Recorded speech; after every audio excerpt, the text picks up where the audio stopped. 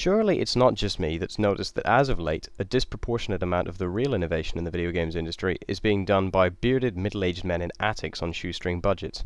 I'm not about to give the overused example of Minecraft, largely because I'll never understand how a game with a larger fan base than Jesus could have been polished off so badly, or how a team of so many talented software engineers could have such a poor grasp on what the terms alpha, beta and final actually denote, but I'm getting off topic. Let's take the slightly less frequented example of Limbo, a dark and depressing puzzle platformer by the no more cheerily named Danish developer Playdead. It's the kind of game that serves as an ever-needed reminder of the fact that games genuinely can be art, rather than just mindless entertainment for teenagers with secret genocidal fantasies not looking at anyone in particular. Call of Duty. Sure, it wasn't perfect, it was far too short, the story was vague and ultimately disappointing, and the puzzles digressed farther and farther into tests of patience in the face of intense faffing about, but it really didn't matter.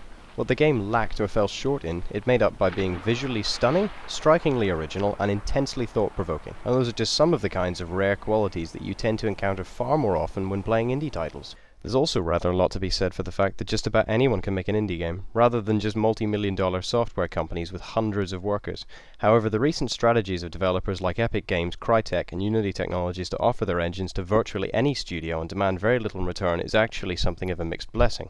On one hand, there's really very little point in every Tom, Dick and Harry slaving away for years creating a custom-built engine to add to the ever-growing and scarcely revisited pile. But on the other, engines like Unreal 3 that were built with a very specific game type in mind actually discourage diversity in the indie community rather than nurture it.